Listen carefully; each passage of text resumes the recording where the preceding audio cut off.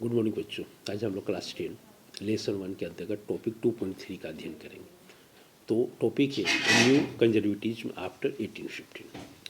तो 1815 में नेपोलियन की हार के बाद यूरोपीय सरकारें रूढ़िवाद की भावना से प्रेरित थी।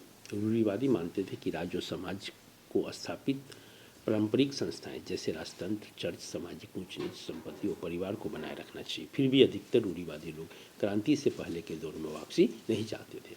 नेपोलियन द्वारा शुरू किए गए परिवर्तनों से उन्होंने यह जान लिया था कि आधुनिकीकरण राजतंत्र जैसी पारंपरिक संस्थाओं को मजबूत बनाने में सक्षम था और राज्य की ताकत को ज़्यादा कारगर और मजबूत बना सकता था। एक आधुनिक सेना, कुशल नौकरशाही, गतिशील अर्थव्यवस्था, सामंतवाद और भूदासत्व की समाप्ति यूरोप के निरंकुश राजतंत्रों को शक्ति प्रदान कर सकते थे।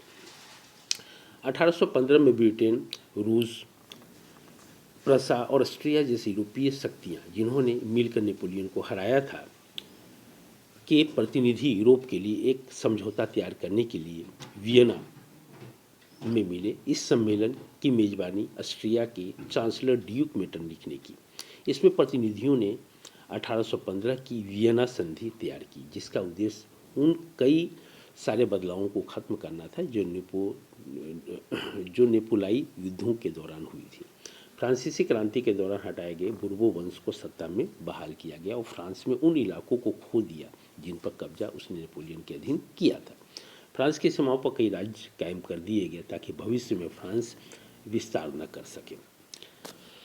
अतः उत्तर में नीदरलैंड्स का राज्य स्थापित किया गया, जिसमें बेल्जियम शामिल था, और दक्षिण में पिडमोंट में जेनोवा जोड़ दिया गया। प्रसा ने उसकी पश्चिमी सीमाओं पर महत्वपूर्ण नए इलाके दिए गए, जबकि ऑस्ट्रिया को उत्तरी इटली का नियंत्रण सौंपा गया। मगर नेपोलियन ने 39 राज्यों का जो जर्मन महासंघ स्थापित किया था उसे बरकरार रखा गया।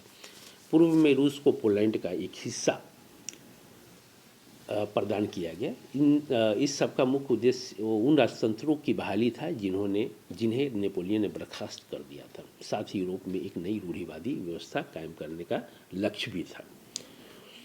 1815 में स्थापित रूढ़िवादी शासन व्यवस्थाएं निरंकुश थी।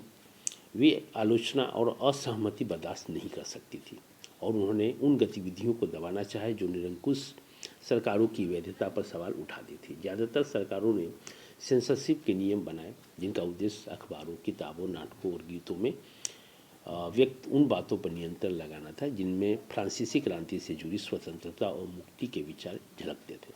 लेकिन फिर भी फ्रांसीसी क्रांति की स्मृति उदारवादियों को लगातार प्रेरित कर रही थी। नई रूढ़िवादी व्यवस्था के आलोचक उदारवादी राष्ट्रवादियों द्वारा उठाए गए एक मुख्य मुद्दा था प्रेस की आज़ादी।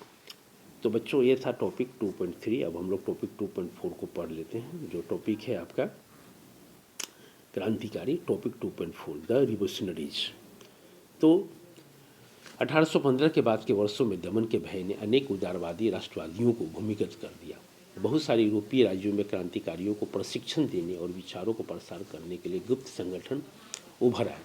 उस समय क्रांतिकारी होने का मतलब उन राजतंत्रीय व्यवस्थाओं का विरोध करने से था जो वियना कांग्रेस के बाद स्थापित की गई थी। साथ ही स्वतंत्रता और मुक्ति के लिए प्रतिबद्ध होना और संघर्ष करना क्रांतिकारी होने के लिए जरूरी था। ज़्यादातर क्रांतिकारी राष्ट्र राज्यों को स्थापना को आज़ादी के इस संघर्ष का अनिवार्य हिस्सा मानते थे। ऐसा ही वह व्यक्ति था इटली का क्रांतिकारी जुसेपी मेस्सीनी।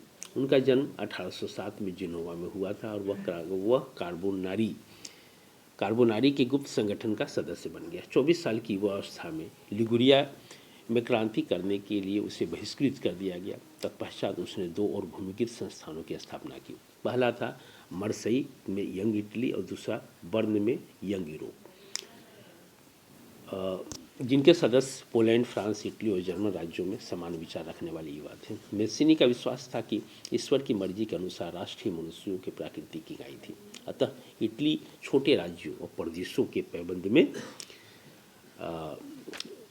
पैबंद की तरह नहीं रह सकता था। तो उससे जोड़कर राष्ट्रों के व्यापक गठबंधन के अंदर एकीकृत गणतंत्र बनना ही था। यह एकीकरण ही इटली की मुक्ति का आधार हो सकता था। उसके इस मॉडल की देखा देखी जर्मनी, फ्रांस, स्विट्जरलैंड और पोलैंड में गुप्त संगठन कायम किए गए। मेस्सिनी द्वारा राजतंत्र का घोर विरोध करने और प्रजातांत्रिक गणतंत्रों के अपने स्वप्न से मेस्सिनी ने रूढ़िवादियों को हरा दिया। मेटरनिख ने उसे हमारी सामाजिक व्यवस्था का सबसे खतरनाक दुश्मन बताया था। तो ये था बच्चों 2.4, आप इसको 2 बार सुने।